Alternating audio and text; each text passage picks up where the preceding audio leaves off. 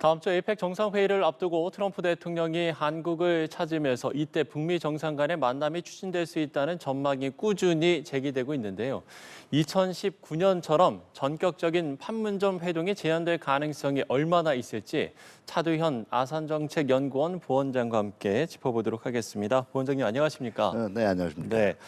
자, 판문점에서 진행되어 온 견학 프로그램이 이달 네. 말에서 11월 초까지 중단되는 것으로 확인되면서 이게 이제 북미 대화를 준비하는 게 아니냐 이런 해석이 나왔었는데 일단 대통령실은 이게 알 수 있는 그렇죠. 영역이 아니다. 예, 예, 하지만 북미 대화를 지지한다. 이런 입장을 재확인했거든요. 예, 이 상황 부원장님께서는 어떻게 보고 계세요? 네, 일단 판문점 견학 프로그램이 중단된다는 건 사실 여러 가지 이유에서 나올 수가 있어요. 네. 첫 번째는 에이펙 이 정상회의를 앞두고 어떤 북한의 이상 군사 동향이 우려가 된다든지 아니면은 트럼프 대통령이 전방 지역에 있는 미군 기지라든가 미군들 면담을 추진한다든지 아니면 뭐 DMZ 방문을 한다든가 이런 경우에도 네네. 견학이 중단될 수가 있거든요. 그리고 전반적으로 이제 미북 협상, 미북 회담이 가까웠다라고 할 때 몇 가지 징후들이 있어요. 네. 가령 뭐 이 평양 개성 간에 이 도로 연변에 갑자기 이제 병력이 집중적으로 증강이 된다든지 이거 사전 연습을 해야 되는 거거든요. 네. 아니면은 뭐 미 국무부라든가 여기서 이제 한국 담당 인력들이 집중적으로 증강이 된다든지 아니면 뉴욕에 있는 유엔 대표부에서 이제 뭐 접촉이 굉장히 활발하게 이루어진 징후가 있든지 이런 경우에는 네. 이거는 혹시 가까웠다라고 볼 수 있는데 예.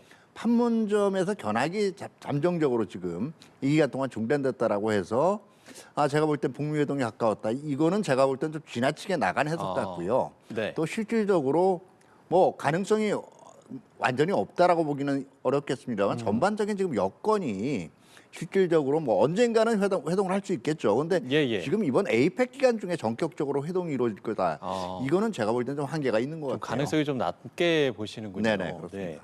지금 이제 주목되는 건 북한의 반응인데 북한은 계속해서 침묵을 유지하고 있잖아요. 이렇게 네네. 침묵을 유지하는 배경은 있겠습니까? 이 부분은 어떻게 보세요? 일단 북한 입장에서는 그렇게 현재로서는 미북 협상, 북미 협상에 그렇게 신경 쓰지 않는다라는 제스처 같아요. 네. 그러니까 지금 그동안 북한이 반복적으로 얘기해 온 게 이제 비핵화 가지고 회담 안 하겠다라는 거 아니에요.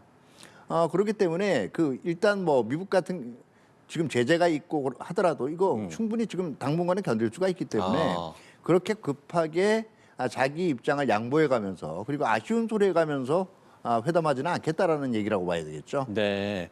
그러니까 지금 그 말씀은 이제 결국에는 이제 2019년과 지금 비교가 되고 있는 거 아닙니까? 그때는 네네. 이제 당시에는 깜짝 회동이 있었는데 지금 상황은 뭐 이제 북러 간에 우크라이나 전쟁을 계기로 네네. 북러 간에도 밀착하고 있고 또 중국과도 그 소원했던 그렇죠. 관계가 다시 조금 이제 예. 좋아지는 것 같기도 하고 그때와는 이제 상황이 그러니까 다르다 이렇게 보시는 거죠. 2019년 같은 경우에는 양쪽 다 아쉬웠던 거예요. 네.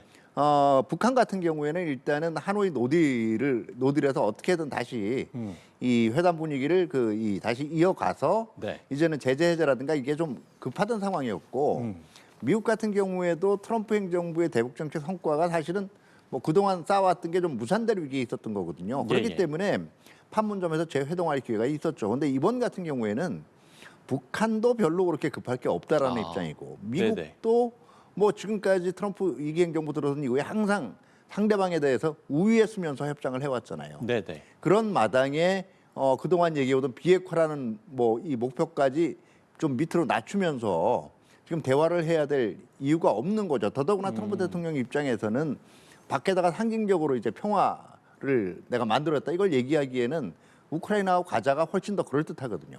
예. 그러면 당분간 북한의 침묵은 계속 되겠습니까? 어떤 반응이 나올까요? 그렇죠. 일단은 제가 보기에는 이게 결국 최근에 나오는 이 북러 밀착으로 통해서 이게 외교적인 선물뿐만 아니라 일종의 그동안 이 경제적인 지원도 조금 더 증가된 걸로 판단이 돼요. 그렇기 때문에 예. 이제 당분간은 숨통을 펼 여지가 마련이 된 거죠.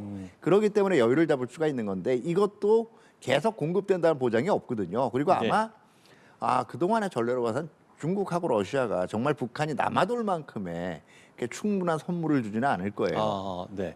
아마 지금 이제 말씀해주신 그 숨통이 트인 부분, 이제 그 부분을 좀 방증하는 부분이지 않을까 싶은데 조지 글라스 주 일본 미국 대사가 북한이 사이버 범죄와 같은 위법한 수단으로 지금 자금 조달을 계속하고 있다. 네. 이렇게 지금 뭐 이야기를 하면서 또 위험할 정도로 예측 불가능하다 이렇게 이야기를 했거든요. 북한의 그럼 현재 상황은 어떻게 진단하고 계세요? 일단 북한 같은 경우에는 뭐 경제적으로 그렇게 갑자기 네. 급격히 불안정이 고조될 정도의 그 상황은 아니에요. 일단은 뭐 그 제재를 우회할 수 있는 불법 환적이라든가 사이버머니 절취 이걸 가지고 상당 부분 이제 어느 정도는 버텨나갈 만한 부를 축적을 했는데 문제는 사이버머니는요. 네. 이거는 가상화폐 같은 거는 절취를 했다 그래서 이게 마음대로 쓸 수 있는 거는 아니에요. 특히 어떤 한 국가급 행위자가 예. 그 전체 특히 민생 경제에까지 적용될 수 있는 그런 부를 획득할 수 있는 또는 그 물건을 살 수 있는 그런 정도의 성격의 자금은 아닙니다. 다만 불법적인 어떤 대량 살상 무기, 그러니까 핵이나 미사일 제조를 위한 소재들은 은밀하게 들어올 수 있는 그런 상황이겠죠. 근데 예. 이게 결국 이렇게 민생 경제의 모순이 누적되고 있는데 계속 군사력만 건설하다 보면 내부적으로 분명히 충격이 있고 불안하고 불만이 계속 축적될 거거든요.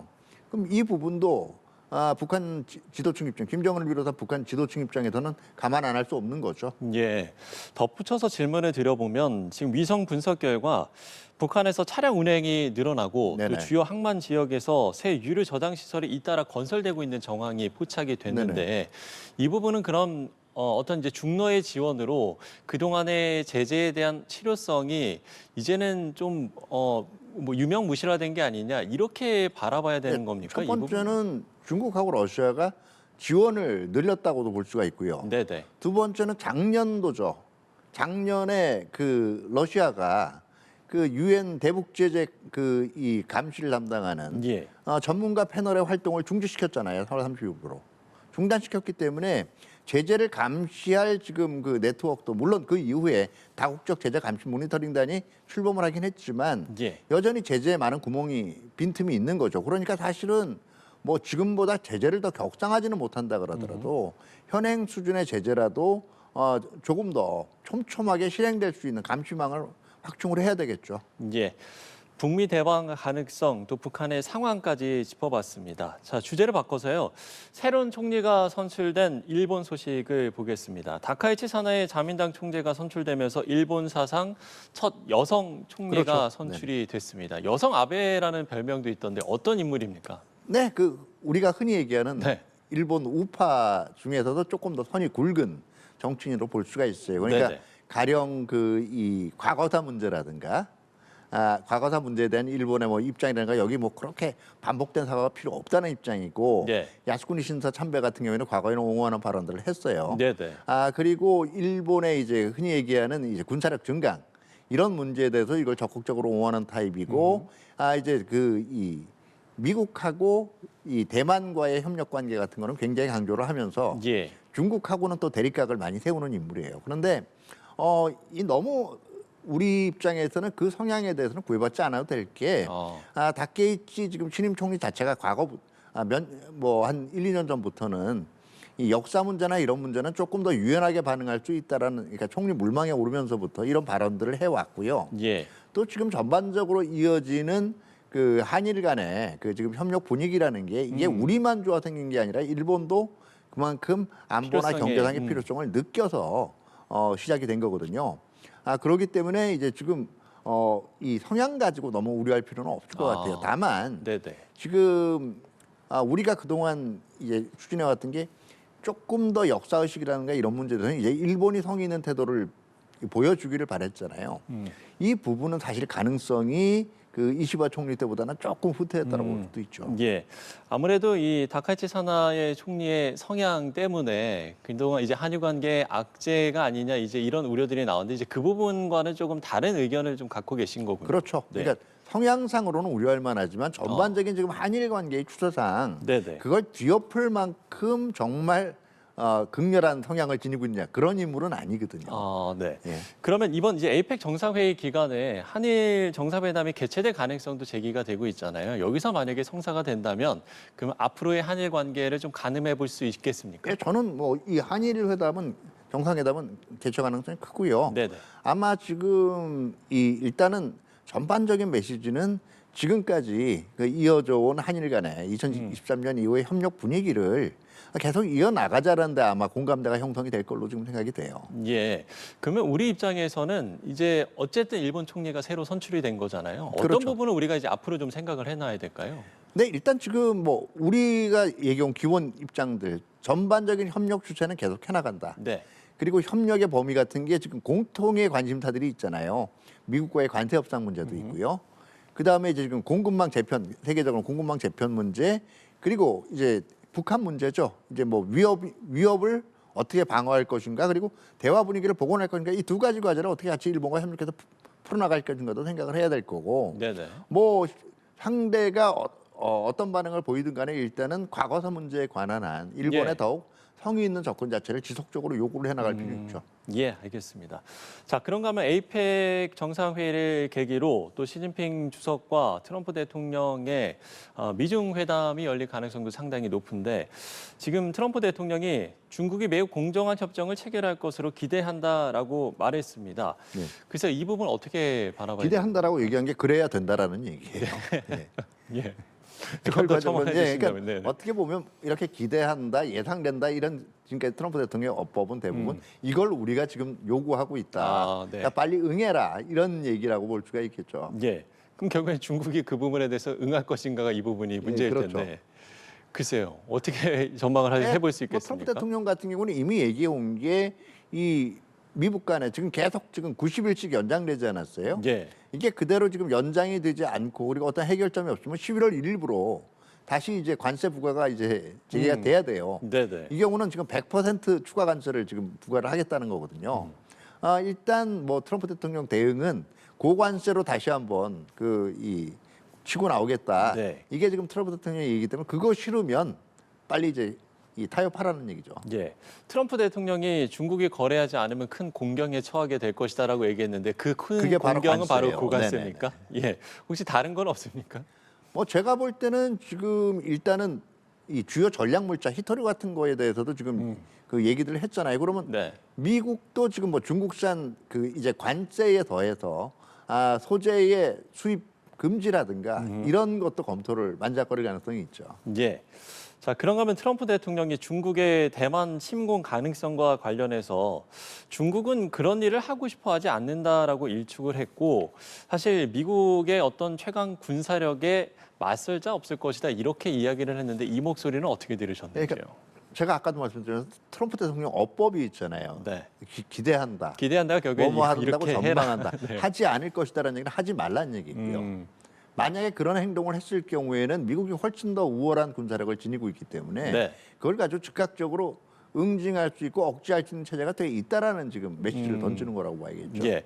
그러면 우리 정부 입장에서는 어쨌든 이 에이펙 회의 기간에 이런 이제 미중 정상회담까지 앞두고 있기 때문에 우리 정부의 역할도 있을 것 같은데요. 그렇죠. 일단은 우리는 에이펙의 기본 정신을 강조하는 게 가장 아마 상징적으로는 그 적절한 조치일 것 같아요. 에이펙이라는 게 이제 1989년부터 탈냉전이 시작이 되면서 그때부터는 세계가 거의 하나로 됐잖아요. 예. 진영으로 나뉘던 시기에서 거기서 경제적 상호 의존이 굉장히 높기 때문에 예. 이 세계 주요 국가들 간에 이제 서로의 어떤 이 협력 강화와 그 다음에 서로 이제 그 분업 체계, 조화 체계 강화를 위해서 만들어진 기구가 에이펙이거든요. 예.